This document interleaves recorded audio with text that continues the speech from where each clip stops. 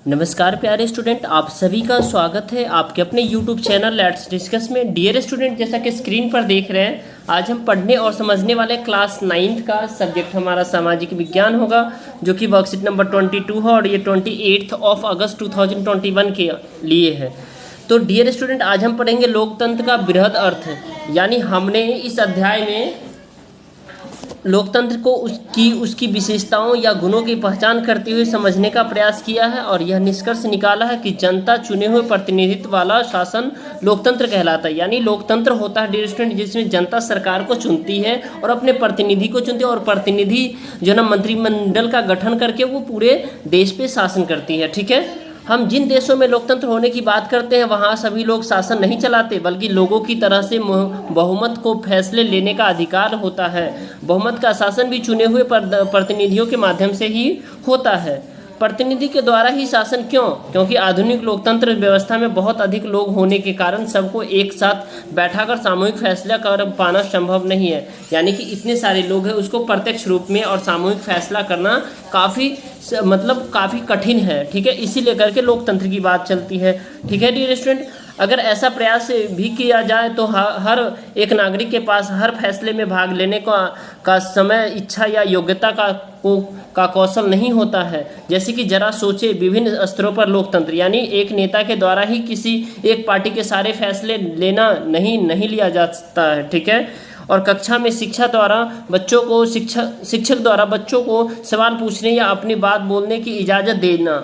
ठीक है, उसके बाद कह रहे परिवार में प्रमुख फैसले घर का मुखिया अकेला लेता है या सभी सदस्यों मिलकर, तो ये भी सबसे बड़ी बात है डियर स्टूडेंट। तो लोकतंत्र का कहने का मतलब ये है, जो लोकतंत्र में अकेला लोग भी फैसला नहीं लेता, लेकिन सब मिलकर के लेता है, जिसमें बहुमत होती है अधिक। ठीक है, अब देखिए, वास्तव में लोकतंत्र फैसले का मतलब यह है कि उस फैसले से प्रभावित होने वाले सभी लोगों के साथ विचार विमर्श के बाद और उनकी स्वीकृति से फैसला लेना। यानी जो कमजोर व्यक्ति है उसकी भी किसी भी फैसले में उतना ही महत्व होना जितना कि किसी। तो वास्तव में लोकतांत्रिक फैसले का मतलब यह होता है कि उस फैसले से प्रभावित होने वाले सभी लोगों के साथ विचार विमर्श के बाद और उनकी स्वीकृति से फैसले लेना। यानी जो कमजोर व्यक्ति है उसकी भी किसी भी फैसले में उतना ही महत्व होता है जितना कि किसी शक्तिशाली व्यक्ति का होता है। यह बात सरकार या परिवार या किसी अन्य संगठन पर भी का लागू होता है। इस प्रकार कानून लागू होता है। ठीक है, अब डियर स्टूडेंट, इसी में देखेंगे जो लोकतंत्र और नागरिक। एक आदर्श लोकतंत्र में निर्णय लेने की प्रक्रिया लोकतांत्रिक होनी चाहिए, बिल्कुल लोकतांत्रिक होनी चाहिए, उसे आज़ादी मिलनी चाहिए और वो अपने तरीके से जो है ना वो जो भी आप निर्णय ले वो ले। ठीक है, नागरिक के तौर पर हम भी जो भी काम करते हैं वह भी पूरे देश के लोकतंत्र को अच्छा या खराब बनाने में मदद करता है। यानी यही लोकतंत्र की ताकत है और यही कमजोरी भी है। यानी कि आप देखिए, सरकार अगर अच्छी चुन लिया और वो सरकार अच्छे से काम नहीं किया तो देश बर्बाद हो जाएगा, तो देश के लिए वो कमजोरी हो जाएगा। अगर अच्छा से काम किया तो देश के लिए अच्छा हो जाएगा। ठीक है, तो देश का भविष्य शासकों के कामकाज से भी ज़्यादा नागरिकों के कामकाज पर निर्भर करता है। यानी जनता ही चुनती है, तो सबसे सर्वोपरि जनता होती है। जनता को सोच समझ करके चुनना चाहिए। ठीक है, इस तरह भी ही की कुछ बातों ही लोकतंत्र को राजशाही, तानाशाही या एक दल की शासन व्यवस्था से अलग और बेहतर करती है तथा नागरिकों को आधुनिक, सक्रिय और भागीदारी बनाती है। अब डियर स्टूडेंट, इसमें देखेंगे लोकतंत्र में चुने हुए प्रतिनिधि कौन होते हैं। तो लोकतंत्र में चुने हुए प्रतिनिधि के द्वारा शासन क्यों होती है और लोकतंत्र के तरीके से फैसले लेने का प्रक्रिया को स्पष्ट करें और आपके अनुसार लोकतंत्र को बेहतर बनाने में नागरिकों का क्या योगदान होता है। तो आइए डियर स्टूडेंट, इस सभी प्रश्न का एक एक करके आंसर देखते हैं। पहला प्रश्न है हमारा, लोकतंत्र में चुने हुए प्रतिनिधि कौन होते हैं। तो लोकतंत्र का अर्थ होता है लोगों का शासन, अर्थात लोग, लेकिन सारे लोग मिलकर खुद शासन नहीं चला सकते हैं, इसीलिए वे शासक चलाने के लिए अपने प्रतिनिधि के रूप में कुछ लोगों को चुनते हैं और इसीलिए लोकतंत्र में चुने हुए और प्रतिनिधि शासन चलाने वाले लोग होते हैं। तो पहले क्वेश्चन का आपका आंसर मिल गया डियर स्टूडेंट। अब क्वेश्चन नंबर 2 है, लोकतंत्र में चुने हुए प्रतिनिधि के द्वारा ही शासन क्यों होता है।